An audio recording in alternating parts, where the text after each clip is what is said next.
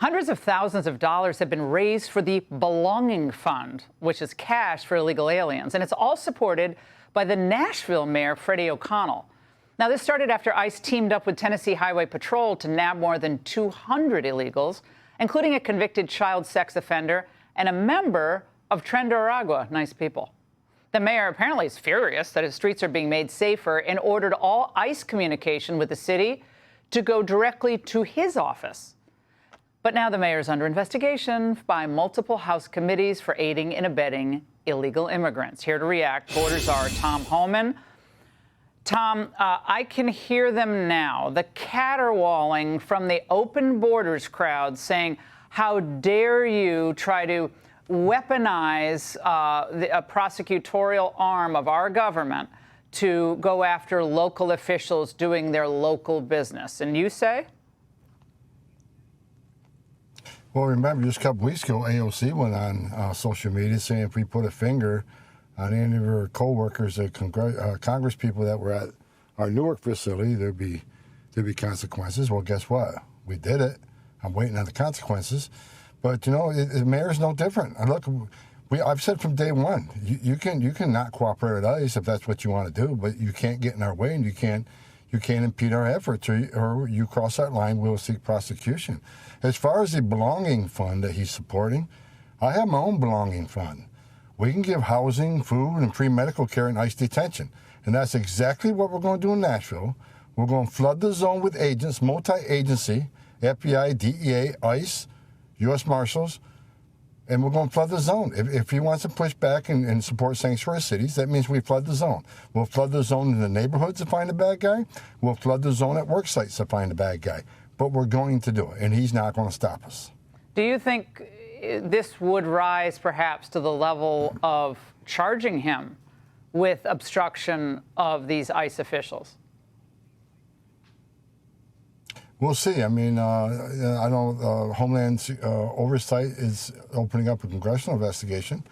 I cannot confirm or deny if ICE is investigating him, but we'll see where it plays out. And it isn't just what he says, is what he does. So, you know, I plan on going to Nashville in the near future, and I said that from day one that, you know, we're going to hit every sanctuary city. Everybody that wants to push back against ICE, we're going to pay a lot of attention to them, because why? That's not a threat. But if you're going to support criminal aliens walking the street, then we know there's a problem there. We don't have that problem like Florida. We got Governor DeSantis 287G across the state. So we can spend less resources in Florida knowing we have a system to get criminal aliens in every jail in that state. But when we got places like Nashville who's pushing against us getting the bad guy, that's where we got to concentrate our resources to make those streets safer. He ought to be thanking ICE for arresting the criminal aliens they arrested. They arrested, you know, as you said earlier, a sex offender, several people that are convicted of violent crimes, gang members, and illegal aliens that were deported many times before, which means now they're a felon. We made his streets safer. A thank you would be nice, not attacking the men and women of ICE. Are you going to meet with him when you go to Nashville? If he wants me, I'll meet with anybody, and we'll talk about it. But he's not going to push back against ICE. You know, work with us. I would think any mayor of any major city, number one responsibility is removing criminal threats from their neighborhood. And that's what we're trying to do. Work with us, not against us. And he's got to remember, Nashville, Tennessee is a major route for sex trafficking and fentanyl trafficking. Tennessee is a major route for that. That's why Tennessee Highway Patrol is so involved, because they've seized a lot of drugs, a lot of sex trafficking over those highways, and we're shoulder to shoulder with them, and we're going to continue to be shoulder to shoulder with Tennessee Highway Patrol.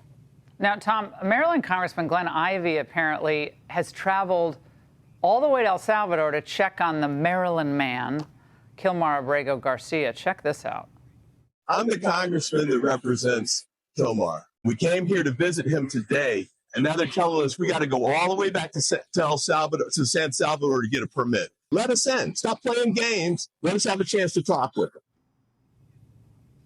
Tom, your reaction to the unending curiosity about the illegal alien who was deported to El Salvador? Well, unfortunately for them, they're in El Salvador. That's not the United States of America. They're going to have to pay by El Salvador rules. This El Salvadoran national born and raised in El Salvador, is home.